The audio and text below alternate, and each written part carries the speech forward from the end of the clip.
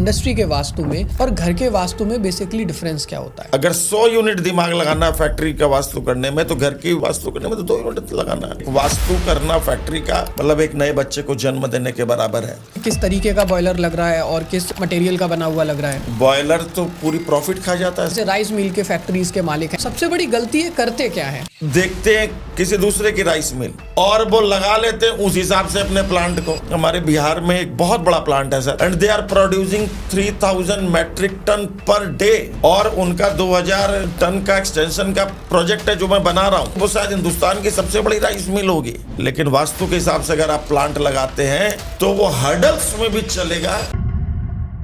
अगर हम बिल्कुल स्क्रैच से स्टार्ट करते हैं कि बिल्कुल वास्तु की दृष्टि से की, तो मैं जब भी कोई फैक्ट्री लगाता हूँ कि जब वो फैक्ट्री चलती है ना, उसकी प्रॉफिट तो उनके मालिक लेते हैं, लेकिन मुझे ऐसा फील होता है कि ये मेरा पैदा किया हुआ बच्चा चल रहा है। मैंने 500 यूनिटें लगाई हैं and I can say with proud कि उसका रिजल्ट 95% पॉजिटिव है। विष्णु सर, बहुत बहुत स्वागत है आपका एक और एपिसोड में। और लास्ट टाइम हमने बहुत सारी डायरेक्शंस के बारे में बात की, दिशाओं के बारे में बात की। आपने, मुझे याद है, 2 चीज़ों के बारे में बताया था। एक तो ईशान कोण और ब्रह्म स्थान का क्यों इतना महत्व है, क्यों इतना ज़्यादा ध्यान रखा जाना चाहिए। तो कॉन्वर्सेशन में आगे बढ़ने से पहले सबसे पहले तो मैं शुरुआत यहाँ से करना चाहूँगा कि ये बताएं आप कि एक फैक्ट्री के या इंडस्ट्री के वास्तु में और घर के वास्तु में बेसिकली डिफरेंस क्या होता है? जमीन आसमान का डिफरेंस होता है। अच्छा, घर के वास्तु में है ही क्या? घर के वास्तु में देखें यदि तो निर्माण, पाचन और सृजन।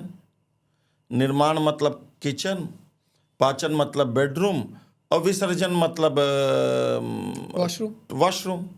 उसके अलावा रह के जाता है। और आजकल तो खास करके बड़े शहरों के इंटीरियरों ने हमारा तो रोजी मार रखी है इस चक्कर में कि वो अपने आप कोई वास्तु वाले डिक्लेयर कर देते हैं और वो ड्राइंग बना लेते हैं। इतना इजी है ये। हाँ, फैक्ट्री, वो मैं आपको बताऊं तो एक उदाहरण के तौर पर मैं आपको बताता हूं। जैसे जूट इंडस्ट्री होती है, breaker cardiac, finisher cardiac, first drawing, second drawing, third drawing, spinning, twisting, weaving, ये एक सेगमेंट है सपोज करिए। अब स्थिति ये है कि सारी की सारी वजनदार मशीनें हैं और सारी की सारी में प्रोसेसिंग होना है और डायरेक्ट प्रोसेसिंग होना है। अब हमको उसमें उस यूनिट को हॉर्स शू साइप के प्रोडक्शन में रखना है कि उसको रिवर्स एल में रखना है कि उसको हमें स्ट्रेट लाइन मेथड में रखना है, डिपेंडिंग अपॉन द लैंड जो हमें मिली हुई है।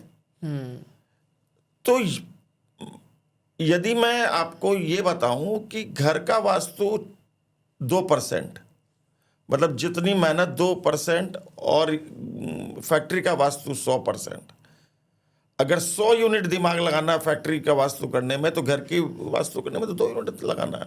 बहुत सारी बॉयलर लग रहा है तो कैसा लग रहा है, ऑयल बॉयलर है कि स्टीम बॉयलर है कि इलेक्ट्रिक का बॉयलर है, प्रेस लग रही है तो हाइड्रोलिक पर चलेगी कि स्टीम पर चलेगी, इतनी छोटी छोटी फॉर्कलिफ्ट लग रही है तो कैसी लगेगी, उसमें अगर उसमें ईटीपी प्लांट लगना है तो किस वैल्यू का लगना है, उसमें अगर कोई ज़्यादातर आप देखेंगे जो कूलिंग टावर्स लगते हैं उनकी सही दिशा देनी, क्योंकि कूलिंग टावर लगते ही मेन मशीन के बगल में मशीनें लगनी है सारी साउथ में, और कूलिंग टावर साउथ में वर्जित है।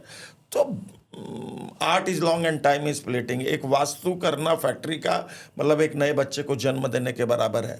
जितनी समस्या एक नए बच्चे को जन्म लेते समय हो सकती है, उतनी समस्याओं का ध्यान रखना पड़ता है एक फैक्ट्री का वास्तु करने के लिए। लेकिन अभी आपने जैसे बॉयलर की बात की, तो इतनी छोटी छोटी चीज़ों का फ़र्क पड़ता है कि मतलब कि किस तरीके का बॉयलर लग रहा है और किस मटेरियल का बना हुआ लग रहा है? बॉयलर तो पूरी प्रॉफिट खा जाता है साहब। अगर सही दिशा में बॉयलर नहीं लगेगा तो आपको पता, बड़ी बड़ी फैक्ट्रियों में बॉयलर का डेली का एवरेज बिल आता है 10-10 लाख रुपए का। अगर उसका जलावन कंजम्पशन हो जाएगा 10-10 लाख रुपए की जगह 18-18 लाख का जलावन अगर कंज्यूम करने लग जाए, तो आप स्थिति समझ रहे हैं, 4 से 5 करोड़ रुपया महीना तो वो रिवर्स जलावन में खराब कर देगा। एंड देन जब बॉयलर गलत दिशा में लगेगा तो बॉयलर की एक हाइट होती है कभी कभी चिमनी के शेप में भी होती है। अगर बॉयलर गलत दिशा में है किसी प्लांट में तो पूरे के पूरे प्लांट को ध्वस्त कर सकता है। एक हरियाणा में एक सॉल्वेंट प्लांट था, मैं नाम नहीं ले सकता क्योंकि बहुत मेरे क्लोज मित्र का था, और वो बादशाह थे झारखंड में। भारतीय जनता पार्टी के एक बहुत बड़े नेता और उनके पिताजी तो शागिर्द रहे, एक साथ रहे, और रोहतक डिस्ट्रिक्ट में वो प्लांट लगा था, सॉल्वेंट प्लांट। और उन्होंने उस सॉल्वेंट प्लांट का जो चिमनी है, मेन जो बॉयलर हीट जो प्रोड्यूस होती है, उन्होंने नॉर्थ ईस्ट में कर रखा था। और आप विश्वास मानिए, जो एक टाइम में बादशाह थे झारखंड में अपने धंधे में, एक टाइम में उनका रुतबा था, बाद में बहुत तकलीफ में आए और अंततोगत्वा उनको वो प्लांट, उनको वो जगह औने पौने दाम में बेच करके निकलनी पड़ी। तो बॉयलर है साहब, वो कुछ भी कर सकता है। अगर मैं, जैसे अभी हमने लास्ट कॉन्वर्सेशन में दिशाओं की बात की थी, तो अगर मैं राइस मिल से अब यहाँ पे स्टार्ट करना चाहता हूँ, क्योंकि आपने इतनी सारी फैक्ट्रीज के वास्तु बहुत किए हुए भी हैं और आपको बहुत ज़्यादा डिटेल में क्लोजली आपने ऑब्जर्व किया है कि ज़्यादातर जो जैसे राइस मिल के फैक्ट्रीज के मालिक हैं, इंडस्ट्रियलिस्ट हैं, सबसे बड़ी गलती है करते क्या है? 90% केसेस में मैं आपको बताऊं कि बड़ी मिस्टेक तो ये होती है कि राइस बनाने का तरीका भारतवर्ष में अलग अलग है। अच्छा। जो तरीका फॉलो किया जाता है हमारे बंगाल में, बर्धमान डिस्ट्रिक्ट साइड में, लगभग वो तरीका बिहार में तो फॉलो किया जाता है, लेकिन फिर छत्तीसगढ़ में नहीं फॉलो किया जाता है। छत्तीसगढ़ खास करके जो रायपुर के बगल वाली जो धमतरी, नेवरा, टिल्डा, सिलियारी, मांडर, ये जो छोटे छोटे गांव में आपको गिना रहा हूं, जहां जाके मैंने हर एक गांव में फैक्ट्रियां लगाई है, तो वहां का सिस्टम अलग है चावल बनाने का। और वहीं जब मैं तरावड़ी चला जाता हूं हरियाणा में, तो तरावड़ी जहां लगभग 400 सेलर लगे हुए हैं आपके कुरुक्षेत्र के पास में ही, तो वहां बासमती का चावल बनता है। उसका प्रोसेस अलग है। एक का धान दूसरे तरीके से यूज हो रहा है, एक का जो धान जो मेन रॉ मटेरियल है वो बॉयल हो रहा है। तो इसलिए बहुत बार क्या होता है, राइस मिल वाले देखते हैं किसी दूसरे की राइस मिल, जिनको वास्तु से सलाह नहीं लेनी होती है, और वो लगा लेते हैं उस हिसाब से अपने प्लांट को।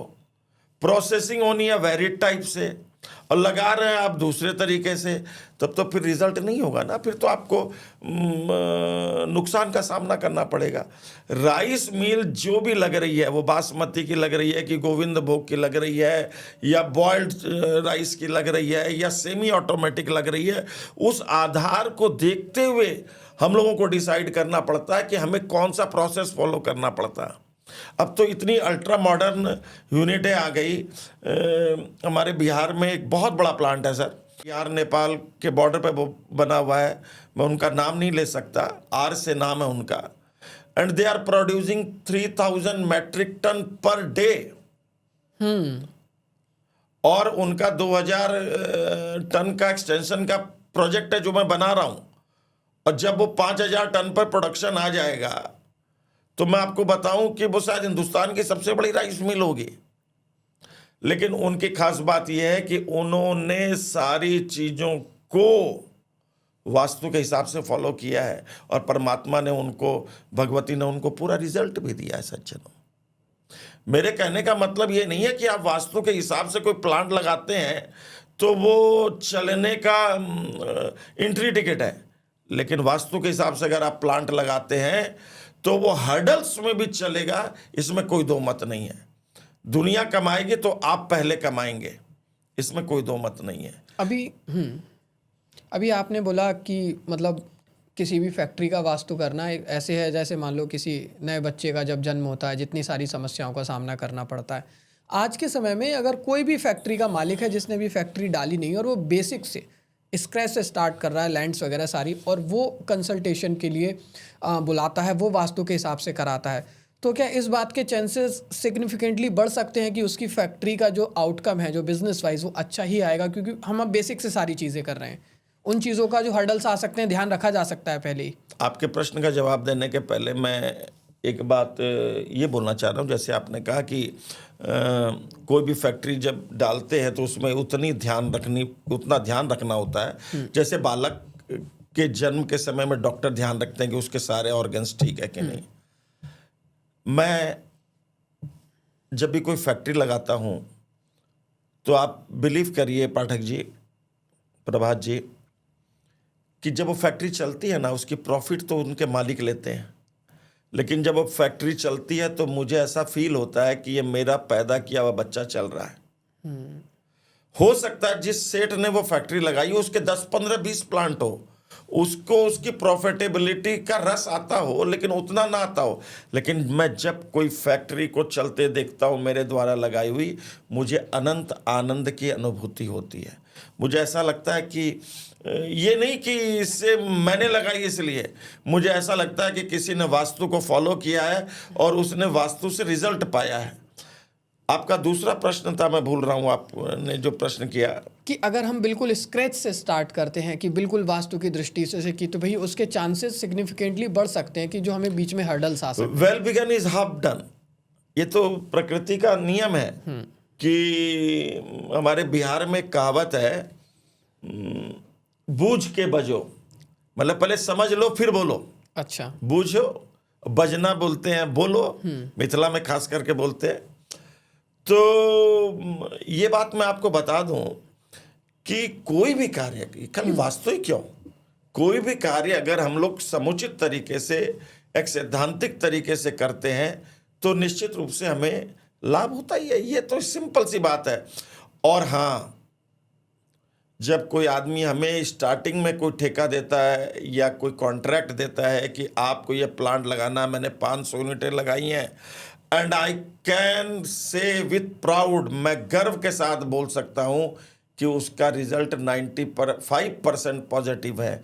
परमात्मा ने मुझ पर इतनी कृपा जरूर करी है कि यदि मैंने 500 प्लांट जमीन से नए लगवाए हैं तो आज भी 450 से ऊपर प्लांट चल रहे हैं, चाहे वो प्लाईवुड के हो, माइका के हो, लेमिनेट के हो, पार्टिकल बोर्ड के हो, राइस के हो, चाहे वो सॉल्वेंट प्लांट हो, चाहे वो एनर्जी प्लांट हो, बिलेट प्लांट हो, चाहे वो आयरन ओर का प्लांट हो, स्पॉन्ज आयरन का प्लांट हो, व्हील का प्लांट हो, कोक का प्लांट हो, राइस मिल का प्लांट हो, चाहे वो कोई बीपीओ स्कूल्स हो। एक स्कूल तो साहब डीपीएस की, मैं जगह नहीं बताऊंगा, हरियाणा में बिकनी निकल गई थी, इश्तेहार निकल गए थे उस स्कूल के, और मैंने उस स्कूल में वास्तु का सॉल्यूशन कराया है और आज वो स्कूल दन दन करके चल रही हैं। जिस बंदे ने, जिस मालिक ने जो है बेचना निकाल दिया था जिस स्कूल को, वो मैंने वास्तु सॉल्व किया और वो आज दंदना के चल रही है। तो मुझे गर्व है कि वास्तु के अनुसार मैंने समाज में मेरे क्लाइंटों के लिए हितकर काम किया है। ये जो नाम मैंने गिनाए वैरायटीज़ के, ये तो 10-15% ही होंगे। अगर मैं dyeing unit, bleaching unit, processing unit, food processing unit, leather unit, gloves unit, commercial gloves जो होते हैं, जो लेदर इंडस्ट्री वगैरह में काम आते हैं या फिर कोक प्लांट या आयरन प्लांट में काम आते हैं, होजियरी यूनिट, कहाँ तक जाए। हम सब कवर करेंगे धीरे धीरे, लेकिन हम शुरुआत यहाँ से करते हैं कि अभी हम राइस मिल की बात कर रहे हैं, तो राइस मिल से हम शुरुआत करते हैं। मैं ये जानना चाहता हूँ कि अभी बहुत सारी फैक्ट्रीज इंडिया में, जो बाहर से भी लोग आपको देख रहे हैं, उनकी फैक्ट्री में कुछ ना कुछ प्रॉब्लम चल रही होंगी। तो मैं एक बेसिक कुछ ऐसी चीज़ें जानना चाहता हूँ कि वो जाके जब हम देखते हैं कि अच्छा ये गलती हो सकती है, कि वो उन्हें पता लग जाए कि भाई यहाँ से, ताकि वो कंसल्ट करने के लिए वो खुद भी जान सकते हैं कि भाई मैं यहाँ पर गलती कर रहा हूँ। तो बेसिक ऐसी कौन सी 90% लोग तो एक गलती प्रमुखतया करते हैं कि वो ये मान लेते हैं कि उनके प्लांट की फेसिंग अगर ओके है, अच्छा, तो सारी चीजें ओके हैं। ये मूर्खता है। ओके, तुम्हारे सूट की टाई तुम्हारे सूट के अनुकूल होनी चाहिए, लेकिन तुम्हारे सूट की टाई ही ओके है और तुम्हारा सूट ओके नहीं है तो ड्रेस अच्छी नहीं हो सकती। उसी प्रकार से खाली 90% केसेस में दिखता हूं, लोग हमके बोलते हैं पाठक जी हमारा तो प्लांट 90 नॉर्थ फेसिंग है जी, नॉर्थ ईस्ट फेसिंग है जी, ईस्ट फेसिंग है। साउथ फेसिंग प्लांट नहीं चल रहे क्या? खूब दबा के चल रहे हैं। वेस्ट फेसिंग नहीं चल रहे क्या, खूब दबा के चल रहे हैं। तो 90% केसेस में तो लोग अपने आप को ही ज्ञानधारी समझ लेते हैं और फेसिंग को ही दी एंड समझ लेते हैं। ऐसा नहीं है। मैं अगर राइस मिल की बात करूं तो बहुत महत्वपूर्ण होता है कि आप धान कहाँ स्टोर कर रहे हैं, धान को चेकिंग कहाँ कर रहे हैं, फिर उनको अपलोडर से जब ऊपर लेकर के जा रहे हैं तो कैसे लेके जा रहे हैं, मूवमेंट उसका क्लॉकवाइज है कि नहीं है, फिर जहां आपका चावल गिर रहा है पॉलिश्ड होकर के वो स्थान ओके है कि नहीं है, फिर पैकेजिंग हो रही है वो ओके है कि नहीं है, बॉयलर ओके है कि नहीं है। जो कोई भी राइस मिल जब बड़ी लगती है उसमें अलग से एक ट्रांसमिशन हाउस बैठता है, वो ओके है कि नहीं है। तो how can I explain in a single word या इन ए सिंगल लाइन। आपकी सारी बातों का मैं जवाब नहीं दे सकता, लेकिन मैं एक बात का जवाब जरूर दे सकता हूं कि वास्तु और खास करके इंडस्ट्री का वास्तु जितना मैंने देखा अपने 42 सालों में, आसान काम नहीं है। और जब हमारे सामने कोई नौसिखिया आकर के बोलता है जी हम तो फैक्ट्री का वास्तु करते हैं जी हम तो ऐसे, तो मुझे गुस्सा नहीं आता, हंसी आती है। क्योंकि मैं 40 साल में अभी भी सोचता हूं इतने अभ्यास के बाद कि शायद मैं 25% ही जान पाया हूं चीजों का। तो जो 2-4 किताब पढ़ करके और पॉडकास्ट करके और या इंस्टा पर अपनी ऐड चला करके कितना क्या करेंगे। लेकिन मुझे एक नई चीज़ अभी जो आपने एंट्री गेट वाली बात कही, मतलब मुझे सच में जानकर बड़ी हैरानी है। मैंने खुद ऐसे बहुत बड़े बड़े वास्तु एक्सपर्ट जिनका इंडिया में प्रभात नाम जी है। आप एक पॉडकास्टर हैं, एक एंकर हैं, आप मुझे एक बात बता दीजिए, खाली माइक बढ़िया हो जाने से ही क्या बढ़िया पॉडकास्टर हो जाएगा? अरे नहीं, बिल्कुल भी नहीं। तो मैं वही बात बोल रहा हूं कि यदि दिशा खाली एक फेसिंग ओके होने से कोई फैक्ट्री पूरी वास्तु के अनुकूल, लेकिन भ्रम हो जाता है लोगों को कि ये माइक श्योर का है या रोड का है तो ये बढ़िया होगा। अरे दम उसमें भी चाहिए, और भी फैक्टर है। ये एसी चल रहा है वो भी एक फैक्टर है। ये जो आपके पॉडकास्ट में जो पूरा मैकेनिज्म लगा टेबल से लेकर ये कॉफी कप तक, ये भी उसकी शोभा बढ़ा रहा है। माइक का रोल हो सकता है, फेसिंग का रोल हो सकता है, या आपकी अटायर का रोल हो सकता है, लेकिन केवल माइक से कोई पॉडकास्ट हिट करेगी कोई जरूरी नहीं है। उसमें बहुत सी चीजें रॉ मटेरियल के रूप में आपके प्रश्न चाहिए, फिनिश्ड मटेरियल के रूप में मैं जो डिलीवर कर रहा हूं, आपको समझाने का प्रयास कर रहा हूं, आपके माध्यम से जनता तक चीजें जाए, वो महत्वपूर्ण होती है। केवल एक चीजें मैं आपको बताऊं कि मैंने कम से कम भी 25 जूट मिल जमीन से लगाई होगी, या 50 एनर्जी प्लांट जमीन से लगाए होंगे, 25 कम से कम गारमेंट यूनिट अगर जमीन से लगाई होगी, 10-20 गन्ना की फैक्ट्री लगवाई होगी, राइस मिल जिसे आप बोलते हैं, 10-20 पेपर यूनिट मुजफ्फरनगर में कम से कम मैंने 10 ही पेपर यूनिट लगा रखी है। लेकिन मैं आज भी सीख रहा हूं, क्योंकि आज से 30 साल पहले अगर कोई फैक्ट्री 2 मशीन पर चलती थी, आज उसमें डाइवर्सिफिकेशन आ गया, 30 प्रकार की मशीनें आ गई, 30 प्रकार के इंस्ट्रूमेंट आ गए, तो चीजों में बदलाव आया है ना।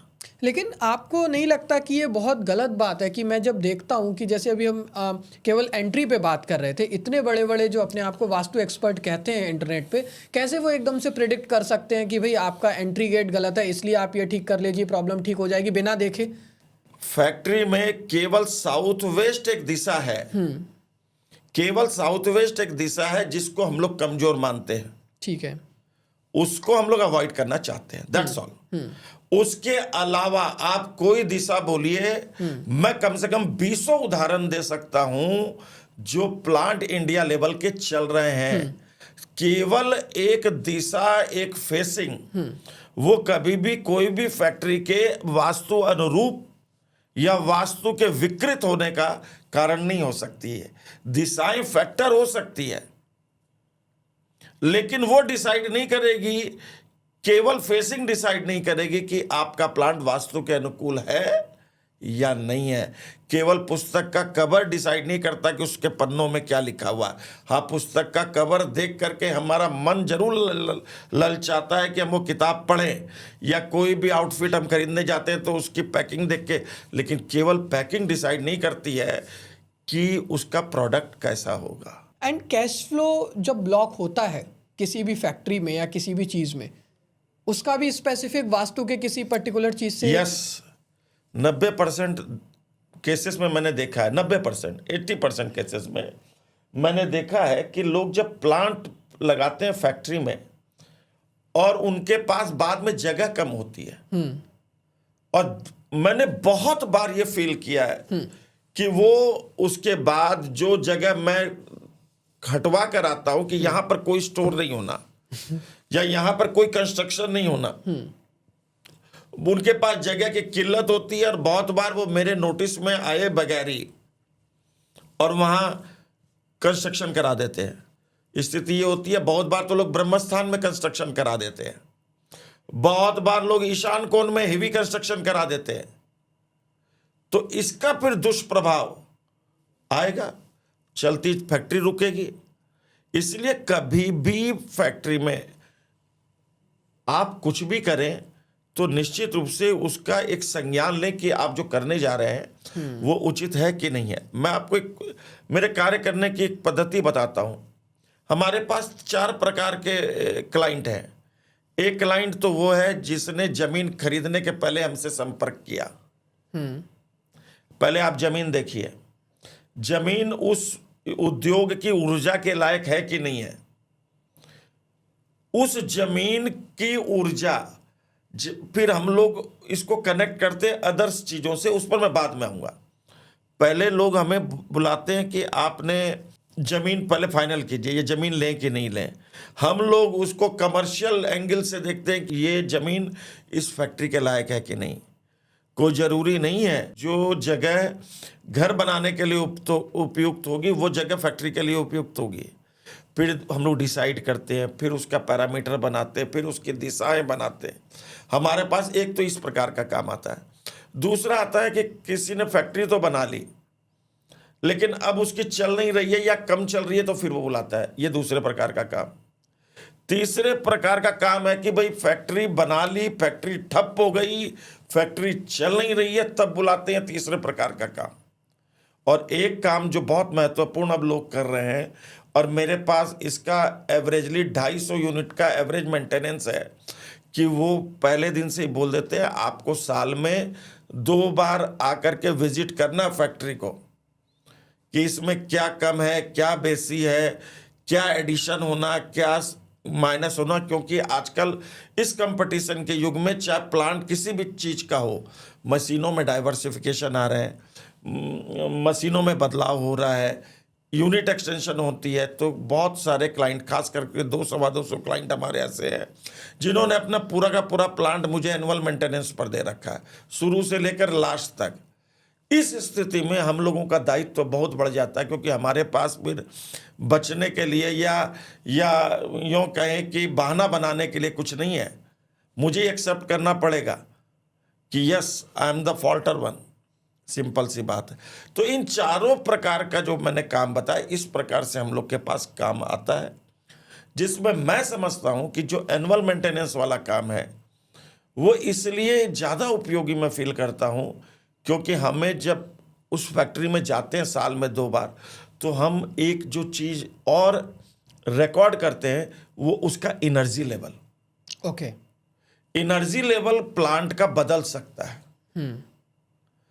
थोड़ी देर के लिए। कि बहुत बार ऐसा होता है कि जब कोई नई मशीन लग गई या नई किसी से कॉन्ट्रैक्ट हुआ, किसी सप्लायर से कॉन्ट्रैक्ट हुआ, लोग बाग प्लांट में आ रहे हैं जा रहे हैं, बहुत बार दृष्टि दोष तो नहीं लग गया, ये संभव है।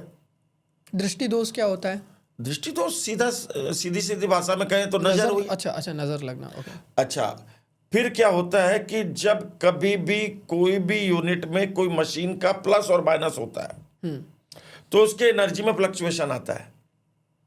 कोई मशीन अगर आप उठाते हैं और उसकी जगह दूसरी मशीनें लगाते हैं, उसमें एनर्जी का फ्लक्चुएशन आता है। ये घर में भी होता है। आपने घर में बहुत बार रीड किया होगा, कोई मेंबर के आ जाने से या मेंबर के चले जाने से घर तो आपका वही है, वाइब्रेशन में फर्क आता है।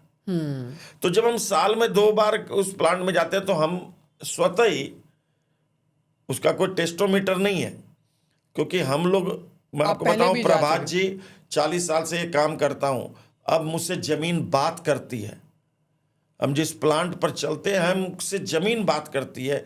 ये केवल अनुभव का विषय है, ये एक पढ़ाई का विषय तो ही, लेकिन अनुभव का विषय है।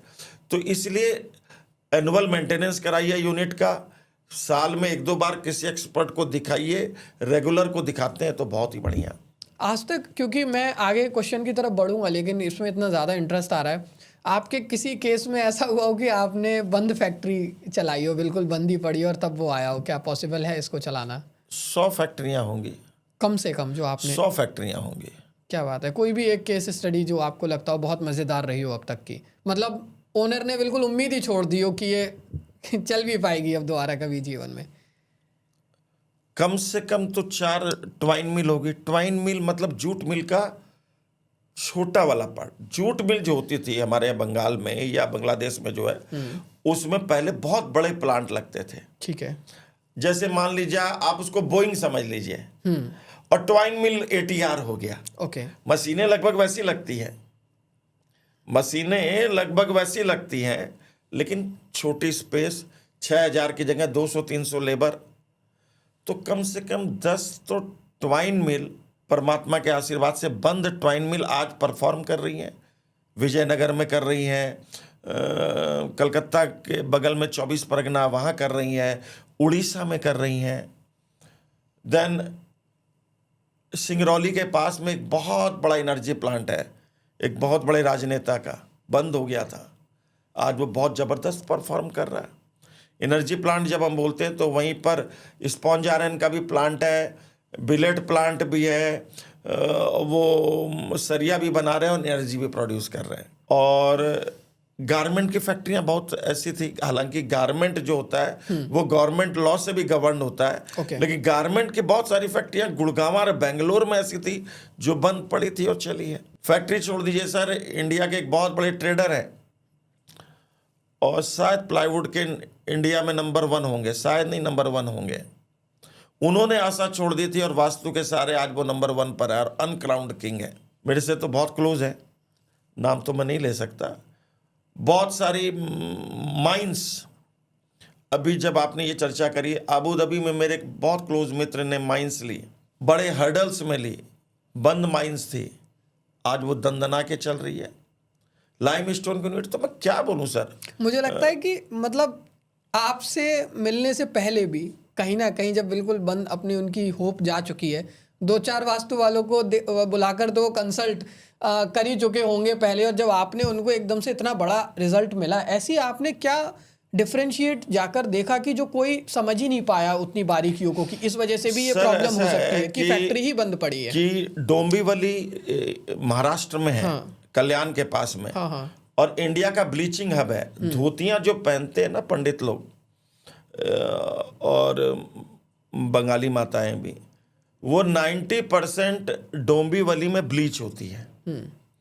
आज से 30 साल पहले डोंबिवली के एक बहुत बड़े उद्योगपति ने मुझे बुलाया, बहुत बड़ा उद्योगपति, ब्लीचिंग और डाइंग का मास्टर,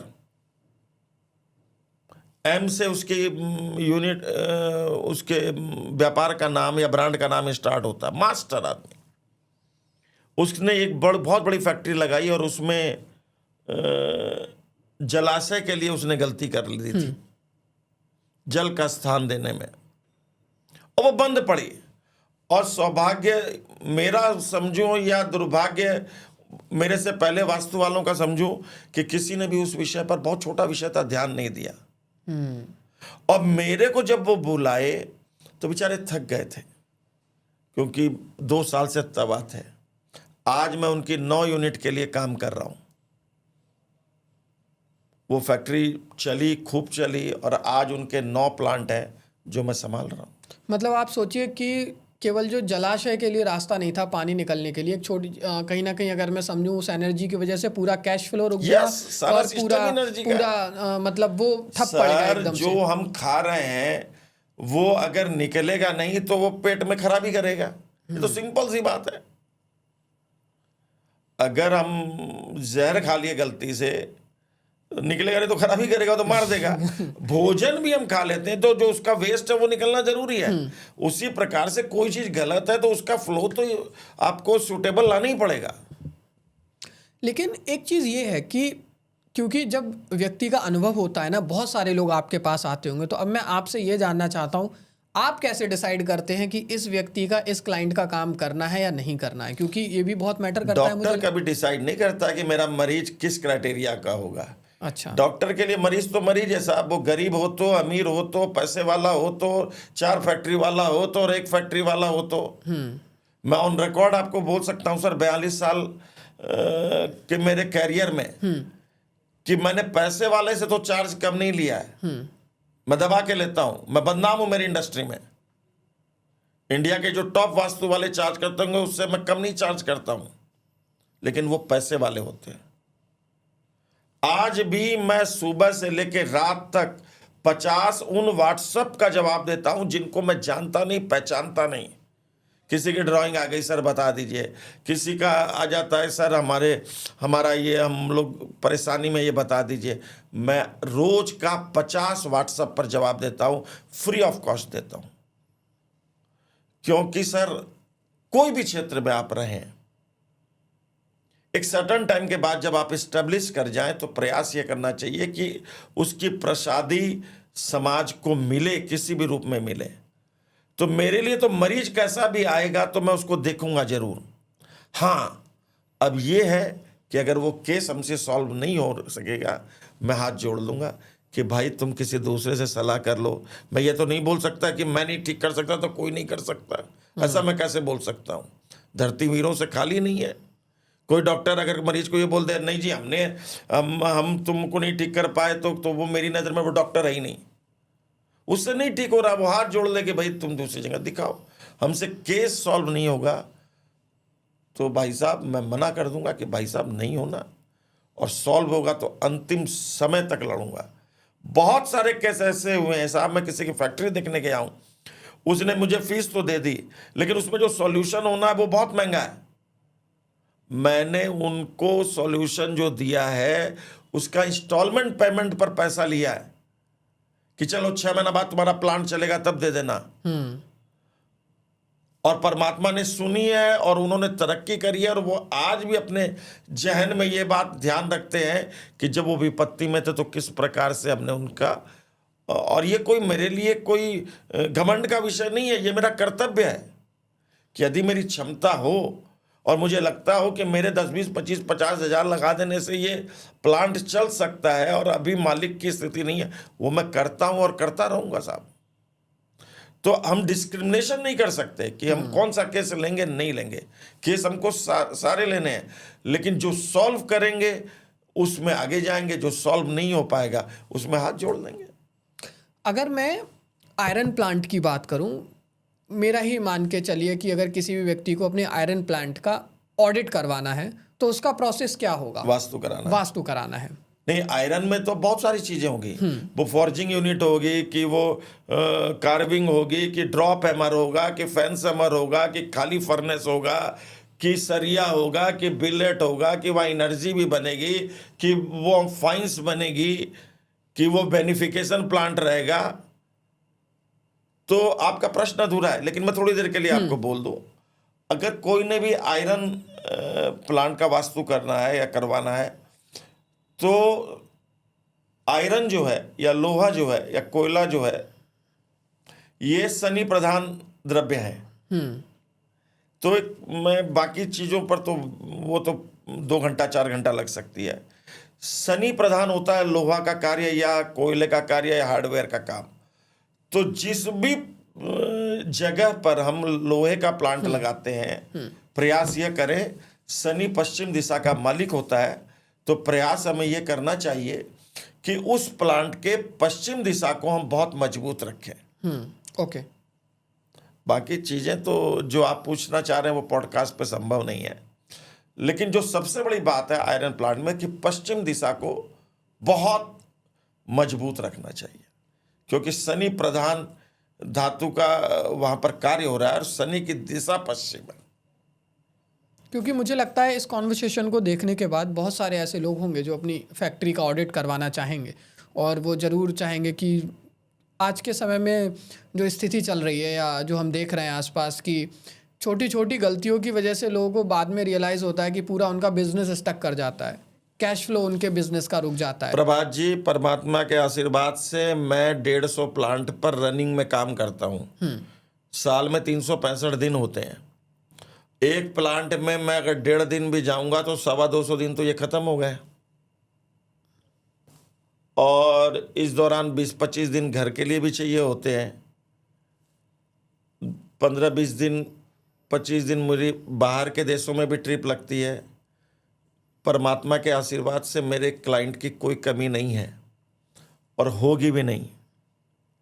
होगी नहीं, मैं इसलिए बोल रहा हूं कि मुझे पूरा विश्वास है कि मैं 42 साल तक जो स्टैंडर्ड मेंटेन करता रहा, जो गोपनीयता और साथ ही साथ जो दृढ़ता मेंटेन करता रहा, और जो मुझे विश्वास है वास्तु पर मेरे को।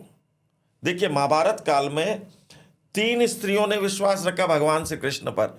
एक छोटी सी बात आ गई तो आप चर्चा कर लेते हैं। माता कुंती थी, उसने विश्वास किया। द्रौपदी थी, उन्होंने विश्वास किया। द्रौपदी। और तीसरी जो महाभारत की पात्रा है वो थी उत्तरा। हाँ। तीनों के विश्वास में क्या फर्क था? कुंती को लगता था कि ये हमारा भतीजा है, मतलब भगवान श्री कृष्ण तो है देव रूप में, दृढ़ता थी, लेकिन वो दृढ़ता नहीं थी।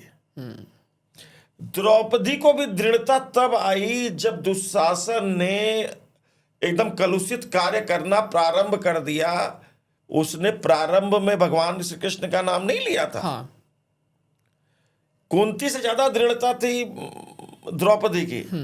लेकिन उत्तरा के जब अश्वत्थामा ने ब्रह्मास्त्र ताना था, गर्भ में ही रक्षा की थी, गर्भ में रक्षा करी थी, तो सामने सारे पांडव और वो खड़े हैं, वीर धीर खड़े हैं। उसने तुरंत भगवान श्री कृष्ण को, तो वो दृढ़तम था। मुझे ऐसा लगता है कि मुझे वास्तु में वही विश्वास है, और मैंने जिया है, मेरे पूर्वजों ने जिया है इस शास्त्र को, तो मुझे लगता है साहब कि मैं कर लूंगा, और मुझे इस पर विश्वास है, और मेरे लोगों को भी विश्वास होता है, होता रहा और होता रहेगा। परमात्मा की कृपा से जरूर होगा। एक अंतिम प्रश्न पॉडकास्ट को एंड करने से पहले, स्टार्टिंग में ही आपने कहा था कि आपके जो पौत्र हैं, आपके जो नाती हैं, वो भी भविष्य में बिल्कुल सेवा करेंगे इसके माध्यम से। ये कैसे हम अभी से, कि मान लीजिए उनका किसी और लाइन में जाने का मन है, वो नहीं कंटिन्यू करना चाहते, उस चीज़ पे आप मुझे बताइए। I don't know the name of that American president. आपको एक सच्ची घटना बताता हूँ जी। मुझे शायद ध्यान नहीं है, लेकिन वो अमेरिकन प्रेसिडेंट बने, और वो जैसे हम लोग गांव में बोलते हैं ना, कोंजड़ी जो सब्जी बेचती है बेचारी सब्जी हाट में, मेन सब्जी हाट में नहीं, साइड में बैठ करके कुछ पालक वालक लेकर के बैठी रहती है। और ये सच्ची घटना है। तो वो बेचारी बेच रही थी, उसके बगल में 7 साल का एक बच्चा, उसका बेटा बैठा हुआ था। एक एस्ट्रोलॉजर आया, उसने उसका हाथ देखा बच्चे का,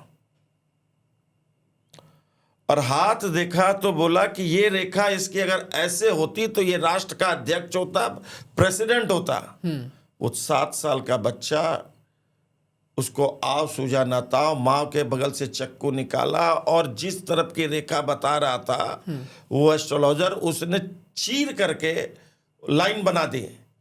बोला अब मैं बन पाऊंगा कि नहीं राष्ट्र अध्यक्ष। और वो बंदा भविष्य में अमेरिका का राष्ट्राध्यक्ष बनता है। और एक बात बताऊं, शायद विंस्टन चर्चिल थे, थोड़ा सा नाम हो सकता है, हकलाते थे, वो बोल नहीं पाते थे, और उन्होंने मिरर को बेस बना करके बोलना शुरू किया, and he spoke 300 words in a minute. कोशिश कर, हल निकलेगा, आज नहीं तो कल निकलेगा। मैं अगर प्रयास करूंगा तभी प्रसाद मिलेगा।